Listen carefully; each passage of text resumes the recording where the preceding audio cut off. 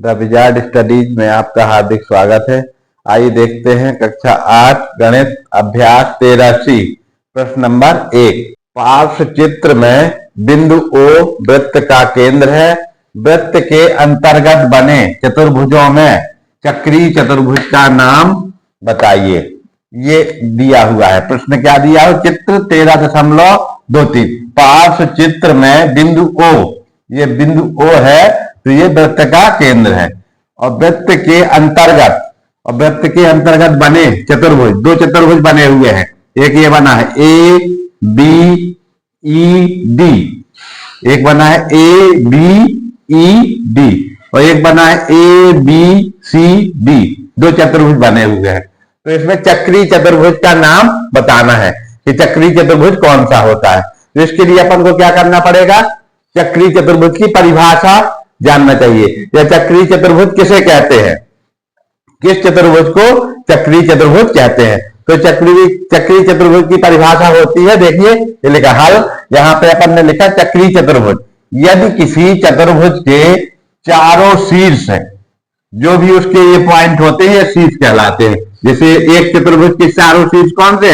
एक के हैं ए बी ई डी और एक के हैं चारों शीर्ष ए बी सी डी। तो यदि किसी चतुर्भुज के चारों शीर्ष एक ही वृत्त पर हो, ये वृत्त की परिधि पर हो या वृत्त पर हो, वृत्त की परिधि पर स्थित हो, तो वह चतुर्भुज चक्रीय चतुर्भुज कहलाता है। तो अपन को इसमें देख लेना है कि कौन से चतुर्भुज के चारों शीर्ष वृत्त की परिधि पर स्थित है। तो इसको अपन देखने पर पता चलता है कि ए बी ई और डी, इसका ये ई वाला है, वृत्त की परिधि पर नहीं है, वृत्त के अंदर है, तो ये चक्रीय चतुर्भुज नहीं होगा। चक्रीय चतुर्भुज कौन सा होगा? A B C D. इस परिभाषा के अनुसार चक्रीय चतुर्भुज कौन सा होगा? चक्रीय चतुर्भुज बराबर होगा कौन सा? A B C D, A B C D, चक्रीय चतुर्भुज ए बी सी डी। तो ये चक्रीय चतुर्भुज होगा चतुर्भुज ए बी सी डी। तो इसको लिख सकते हैं कि चक्रीय चतुर्भुज ए बी सी डी, उसका नाम हो जाएगा ए बी सी डी। क्यों? क्योंकि ए बी सी डी ये सभी क्या है? वृत्त पर स्थित है। क्योंकि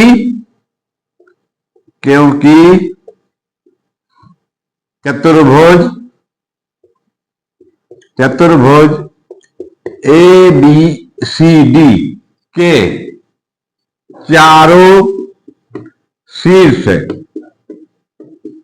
क्रमशः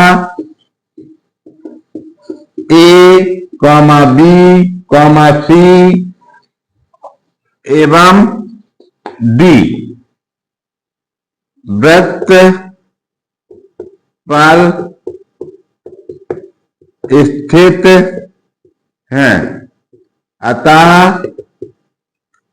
चतुर्भुज ए बी सी डी चक्रीय चतुर्भुज होगा।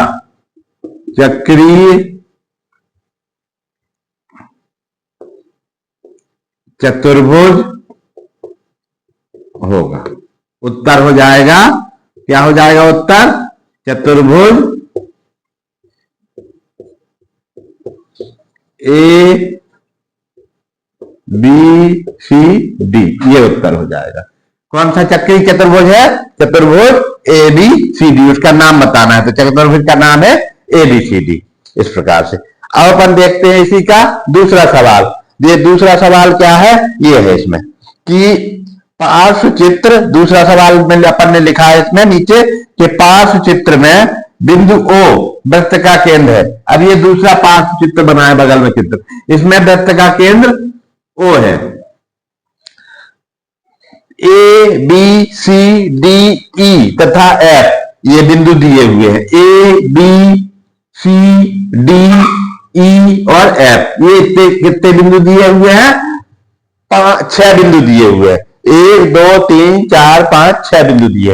A B C D E F, A B C D E F, ये 6 बिंदु दिए हुए हैं। तो दिए गए बिंदुओं में कौन से बिंदु चक्रीय या एक वृत्तीय है। अब ये बिंदु कौन से चक्रीय बिंदु है या एक वृत्तीय बिंदु है।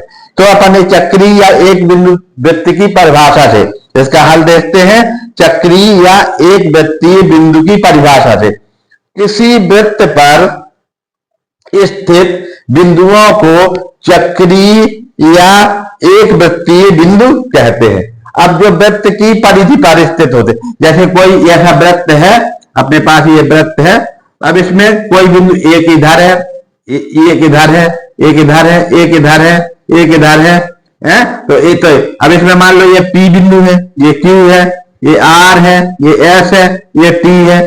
तो अब इसमें से कौन से चक्रीय बिंदु वृत्त पर स्थित कौन कौन से बिंदु हो जाएंगे।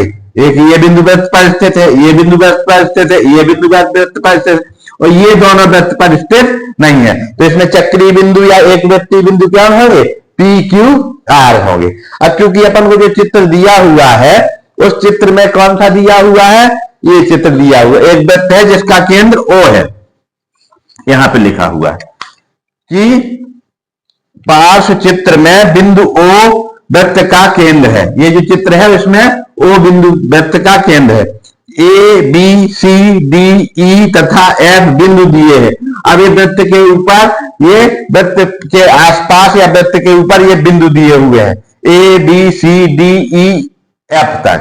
अब दिए गए बिंदुओं में से अपन को चक्रीय या एक वृत्तीय बिंदु बताना है। तो चूंकि चक्रीय या एक वृत्तीय बिंदु की परिभाषा है कि किसी वृत्त पर स्थित बिंदुओं को चक्रीय या एक वृत्तीय, तो बिंदु जो ऐसे बिंदु जो वृत्त पर स्थित है। तो अपन इसमें देख लेते हैं कि वृत्त पर स्थित बिंदु कौन कौन से हैं। तो अपन लिख लेते हैं यहां पर कि वृत्त पर स्थित बिंदु, वृत्त पर स्थित बिंदु छांट लेते हैं, स्थित बिंदु, वृत्त पर स्थित बिंदु कौन कौन से हैं इसमें।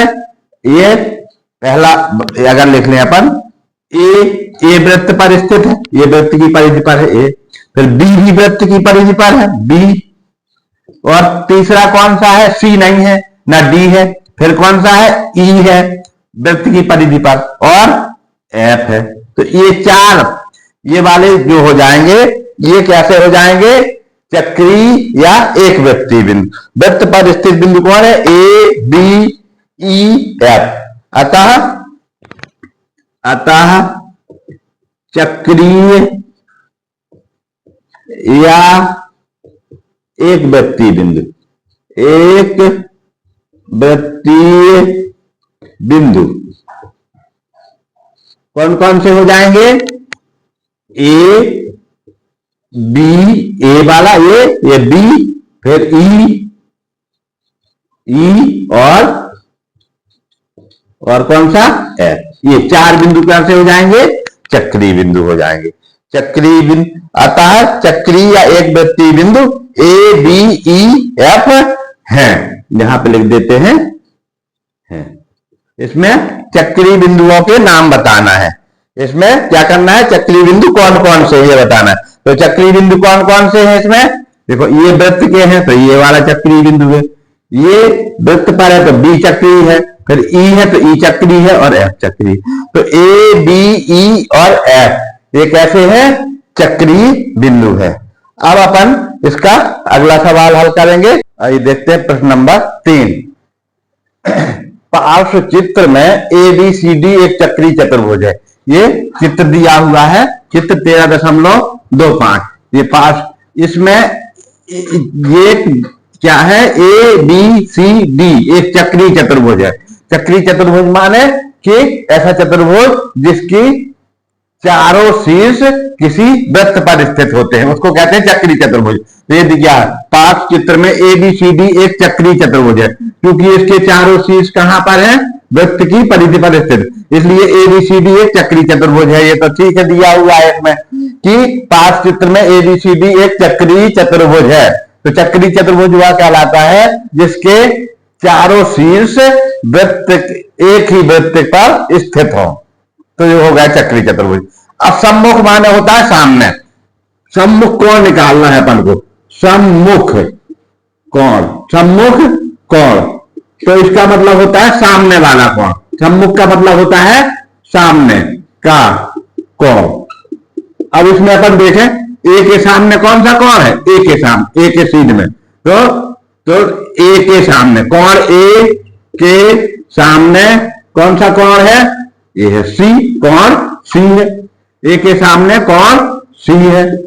फिर बी के सामने कौन सा कोण है, कोण बी के सामने, कोण बी के सामने कौन सा कोण है, डी कोण है, कोण डी है।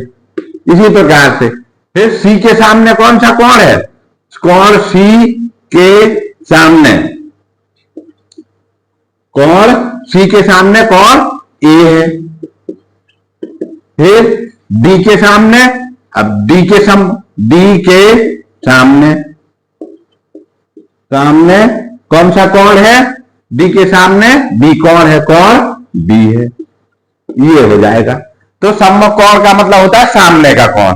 तो इसमें साफ साफ लिखा कि ए के सामने सी कोण दिख रहा है, बी के सामने डी कोण है, डी के सामने बी कोण है, या बी के सामने डी है, और सी के सामने ए कोण है। तो यही सम्मुख कोण है। तो ए का सम्मुख कोण, ए के सम्मुख कोण सी है, बी का सम्मुख कोण डी है, और सी का सम्मुख कोण ए है, सी का सम्मुख कोण, डी का सम्मुख कोण, सम्मुख माने सामने का कोण, तो डी का सम्मुख कोण बी है। तो अब इसमें अब साफ साफ ये पता है कि ए का सम्मुख कोण बताइए, तो ए के सामने का कोण कौन सा है, कोण सी। तो इसका उत्तर हो जाएगा, उत्तर कोण सी। ए का सम्मुख कोण कौन सा है, कोण सी है, तो इसका उत्तर हो जाएगा सी। बी का सम्मुख कोण कौन सा है, तो बी के सामने का कोण कौन सा है, तो इसका भी उत्तर हो जाएगा, बी का सम्मुख कोण कौन सा है, बी का सम्मुख कोण कोण डी, ये हो जाएगा इसका उत्तर। तो इसको चाहे ऐसे लिख दे और चाहे ऐसे लिख दे कि उत्तर कोण सी, या लिखे कोण ए का सम्मुख कोण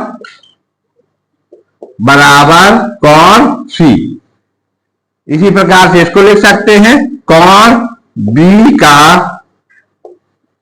सम्मुख कोण बराबर कोण डी, ये इसका उत्तर हो जाएगा।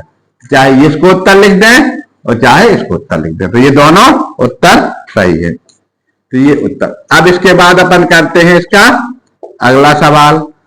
चाहे ऐसा लिख दे कोण डी या फिर कोण सी, और चाहे ऐसा लिख दे बी का सम्मुख कोण डी है और ए का सम्मुख कोण सी है। बी का सम्मुख सामने का कोण, ये कोण बी है, बी के सामने का कोण ये है, ए कोण ए है और ए के सामने का कोण सी है। इस प्रकार से अपन ने लिख लिए इसको, और इसी के हिसाब से ये इनमें दो पूछे, अपन इसके चारों को जान जाएंगे कि किसका कोण। सी का सम्मुख कोण ए है, बी का सम्मुख कोण डी है, डी का सम्मुख कोण बी है, आगे पीछे से दोनों से पा सकते हैं। ए का सम्मुख कोण सी है और सी का सम्मुख कोण ए है, डी का सम्मुख कोण बी है, बी का सम्मुख कोण डी है। इस तरह से इसका हल हो जाएगा। अब अपन करेंगे इसका अगला सवाल, प्रश्न नंबर 4। आइए देखते हैं प्रश्न नंबर 4। पार्श्व चित्र को देखिए, ये चित्र है, इसको लिखा हुआ है कि पार्श्व चित्र को देखिए और निम्नलिखित कथनों में सत्य असत्य कथन बताइए। ये इस चित्र को देखना है। चित्र का नंबर है कितना, 13.26 चित्र है ये, चित्र 13.26। ये पार्श्व चित्र दिया है, बगल में चित्र दिया है। तो पार्श्व चित्र को देखिए और निम्नलिखित कथनों में सत्य और असत्य कथन बताइए। तो ये चित्र बना हुआ है, इसमें एक ये बिंदु है, ये केंद्र है इसका, वो फिर एक बिंदु ए है, बी है, सी है, डी है, एक यहाँ पे ई है और यहाँ पर एफ है। इतने बिंदु दिए हुए हैं किताब में। ये जो चित्र है उसमें इस तरह से पूरे बिंदु दिए। अब अपन को ये बताना है कि कौन सा सत्य है, कौन सा कथन असत्य है। तो देखो, बिंदु ए, बी, सी और डी चक्री है। तो ये बिंदु ए, बी, सी और डी चक्री है क्योंकि ये वृत्त की परिधि पर स्थित है। तो ये कथन क्या हो जाएगा, ए, बी, सी और डी ये वृत्त के ऊपर स्थित बिंदु है, तो ये चक्री है। तो ये वाला क्या हो जाएगा, सत्य है। ये क्या है, सत्य है, ये वाला कथन सत्य है। अब दूसरा, बिंदु ए बी सी डी तथा ई चक्रीय बिंदु नहीं है। तो ए बी सी डी तथा ई, अब ये ई मिल गया इसमें, तो ये चक्रीय बिंदु नहीं है सब मिला के, तो ये भी सत्य है, क्योंकि ई ए बी सी डी तो चक्रीय है, लेकिन ई जो लिखा है ये चक्रीय बिंदु नहीं है, तथा तो इस प्रकार से ये भी सत्य हो जाएगा। क्योंकि अगर ई ना लिखा होता तो फिर ये असत्य होता कि चक्रीय बिंदु नहीं है, क्योंकि ई लिख गया है इसमें, तो ई वास्तव में चक्रीय बिंदु नहीं है, क्योंकि ये बीच यहां अंदर स्थित है, इसकी परिधि के ऊपर, वृत्त के ऊपर स्थित होना चाहिए, तो ये सत्य है। बिंदु ए बी सी डी ई तथा एफ चक्रीय बिंदु नहीं है, तो ये भी सही, ए बी सी डी ये भर चक्रीय है। अब क्योंकि इसके साथ अगर ई जुड़ गया तो भी चक्रीय नहीं है, और ई एफ जुड़ गया तो भी चक्रीय नहीं है, यही ये कह रहा है, तो इसका मतलब कि ये सही कह रहा है। अगर ए बी सी डी होता उसके बाद लिखा होता कि चक्रीय बिंदु नहीं है तो ये गलत होता, लेकिन इसमें ई और एफ जुड़ा है और फिर लिखा है चक्रीय बिंदु नहीं है, तो इसका मतलब ये सत्य है, ये कथन क्या है, सत्य है। अब इसके बाद अगला वाला है कि कोण ए बी सी, यानी कोण जो बीच में लिखा होता है वो कोण होता है, कोण ए बी सी, तो इसमें कोण कौन सा है, कहां पर बन रहा है, बी पर, ये ए से बी वाली भुजा मिलाई और बी से सी को, तो देखो कोण बी, तो ये बी का सम्मुख कोण कौन सा है, डी है, बी का सम्मुख कोण कौन सा है, डी है, तो बी का सम्मुख कोण, बी के सामने का कोण डी है, तो ये सही है। बी के सामने का कोण कौन सा है, ए बी सी, यानी कोण ये वाला होगा, ए बी सी का सम्मुख कोण डी है, तो ये यही लिखा है इसमें, ए बी सी का सम्मुख कोण डी है, तो ये क्या हो जाएगा, सत्य हो जाएगा, ये कथन क्या हो जाएगा, सत्य हो जाएगा। अब इसके बाद है चतुर्भुज, अब चतुर्भुज दिया हुआ, चतुर्भुज बी सी डी ए, चतुर्भुज बी सी डी ए एक चक्रीय चतुर्भुज नहीं है, जबकि ये चक्रीय चतुर्भुज है, क्यों, क्योंकि बी सी डी और ए चारों बिंदु कहां पर है, चारों शीर्ष वृत्त के ऊपर स्थित है, तो ये चक्रीय चतुर्भुज है, और जबकि इसमें लिखा है चक्रीय चतुर्भुज नहीं है, तो ये वाला कथन क्या है, असत्य है, ये वाला कथन क्या हो जाएगा, असत्य, जो ये कथन लिखा हुआ है ये असत्य है, क्योंकि इसमें लिखा है कि चक्रीय चतुर्भुज नहीं है, जबकि है चक्रीय चतुर्भुज। अब इसके बाद ये लिखा है चतुर्भुज ए बी सी डी, चतुर्भुज ए बी सी डी चक्रीय चतुर्भुज है, तो देखो ए बी सी डी चारों पॉइंट कहां पर है, वृत्त की परिधि पर या वृत्त पर स्थित है, तो ये चक्रीय चतुर्भुज, ये वाला भी कथन क्या हो जाएगा, सत्य है, ये कथन सत्य हो जाएगा। इसी प्रकार से अब अगला लिखा हुआ है कि कोण बी का सम्मुख कोण डी है। अब देखो बी का सम्मुख कोण क्या है, सी लिखा हुआ है इसमें कि बी का सम्मुख कोण सी है। अब बी का सम्मुख कोण नहीं है सी, बी का सम्मुख कोण, बी के सामने का कोण कौन सा है, अगर यहां से आगे देखा जाए तो बी के सामने का कोण है डी, और जबकि इसमें लिखा है कि बी का सम्मुख कोण सी है, तो ये कथन क्या हो जाएगा, असत्य हो जाएगा, ये कथन है असत्य, क्योंकि सामने का कोण कहलाता है सम्मुख कोण, तो इसमें लिखा है कि बी का सम्मुख कोण सी है, ये बी का सम्मुख कोण सी नहीं है, बी का आसन्न कोण सी है, तो ये बी का सम्मुख कोण डी है, यहाँ पे डी होता तो ये सत्य होता, क्योंकि डी नहीं है तो इसलिए ये असत्य हो जाएगा। इस प्रकार से ये अभ्यास 83 पूरा हो जाएगा। अब अपन अगला अभ्यास करेंगे अगले वीडियो में। धन्यवाद।